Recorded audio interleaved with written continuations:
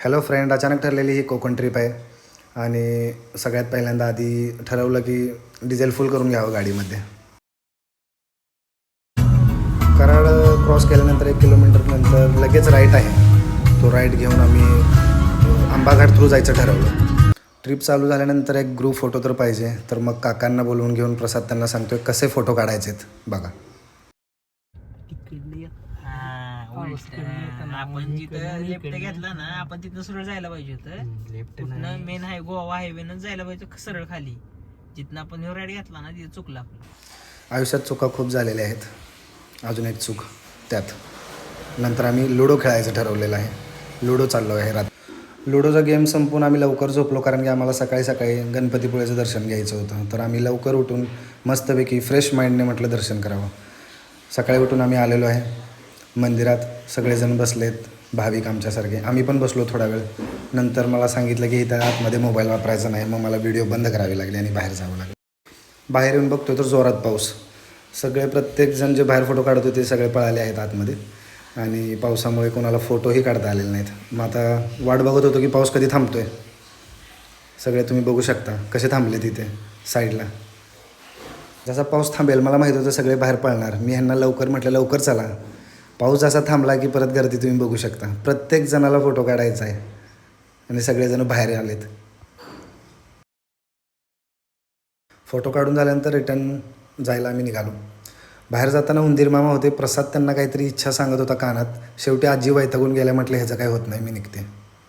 आता दर्शन झालं आहे, नाश्ता करून घेऊया.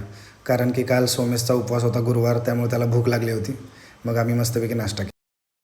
नाश्ता करून झाल्यावर ठरलं की आता फर्स्ट आरेवारे बीच बघूया. तर रस्त्यातच आम्हाला एक असा मस्त सीन भेटला. मग तिथं फोटो काढायला सुरुवात झाली.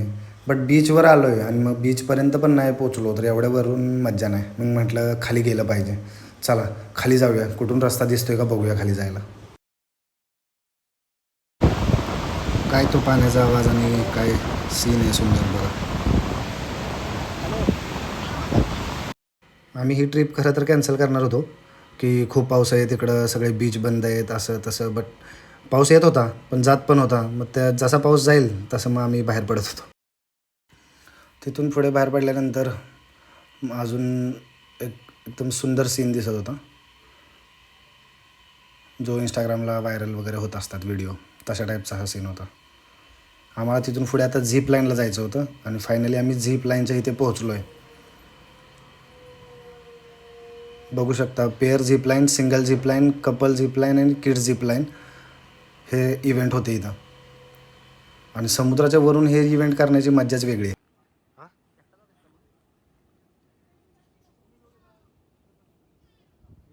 झिपलाईन करून झाल्यावर आम्ही आलो बसरा बोट. तर ही बोट आहे तुम्हाला दिसते, ही चक्रीवादळामध्ये अडकलेली होती. 35 कोटीची आहे ही. साऊथ आफ्रिकेवरून दुबईला चाललेली बोट होती. ही चक्रीवादळात अडकून इकडे येऊन धडकली. तिथून पुढे आम्ही आलो प्राचीन कोकण. म्हणजे एक म्युझियम टाईप बनवलेलं आहे त्यांनी, की कोकणी माणसाचं लाईफस्टाईल कशी होती हे बघण्यासाठी मस्त बनवलेलं होतं. तिथे 50 रुपये पर पर्सन तिकीट आहे आणि इथे गाईडही आपल्याला अवेलेबल होतो. तो 50 रुपयाला गाईड, हिंदी मराठी दोन्ही. 500 वर्षापूर्वी कोकणी माणसे कशी राहत होती, त्यांची समाज रचना, ग्रामरचना, खाद्य संस्कृती, परंपरा कशा होत्या, गुहेतून येताना सर्वांनी वाकून या. 500 वर्षापूर्वी लोक कशी राहत होती गुहेत ते दाखवण्याचा प्रयत्न केलेला आहे त्यांनी. काही टुरिस्ट गुजरात आणि आंध्र प्रदेशवरून आले होते, त्यामुळे त्यांना मराठी समजत नव्हतं. मग हिंदी ट्रान्सलेट केलेलं आहे गाईड.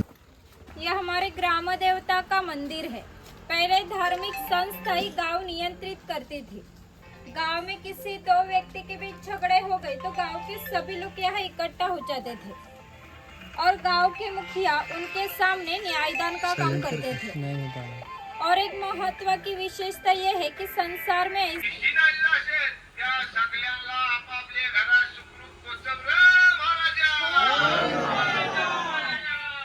प्रतिनिधि यानी मुखिया धार्मिक और राजकीय संदर्भ मुखिया का पहला सम्मान था. गांव में न्यायदान करना, कानून संभालना, टैक्स कलेक्ट करना, ये काम मुखिया करते थे.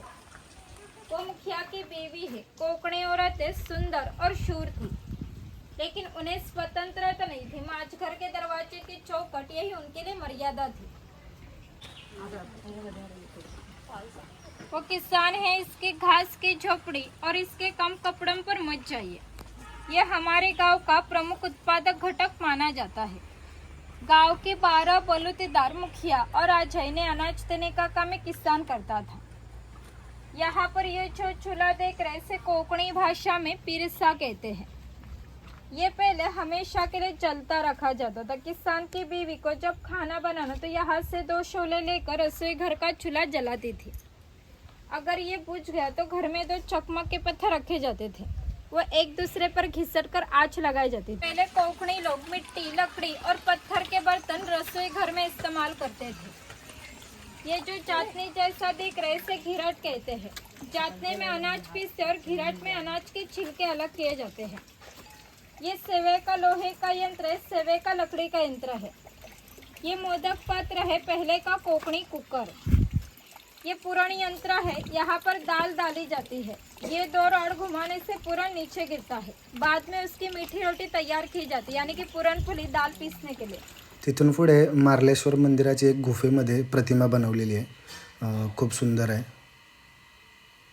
त्याचं दर्शन करून आम्ही पुढे गेलो.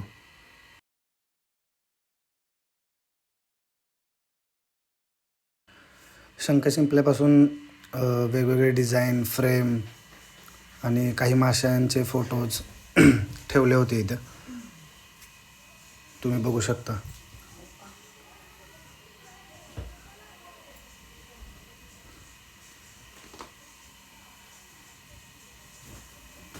वेगवेगळे डिझाईन आहेत.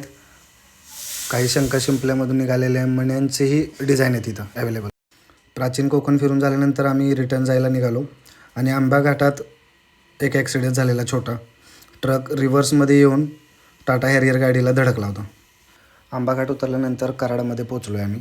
आणि कराडमध्ये बघा ट्रॅफिक, ह्याला नॅशनल हायवे तुम्ही बोलू शकत नाही, कारण ब्रिजचं काम चालू आहे. एवढं घाण ट्रॅफिक आहे. हे पार करून आम्ही हॉटेल महाराजावरती जेवायचं ठरवलं आहे. हे नामवंत हॉटेल आहे आणि याची चव काय आहे ते तुम्ही एकदा जावा, नक्की तुम्हाला समजेल. गर्दी बघा किती आहे हॉटेलला.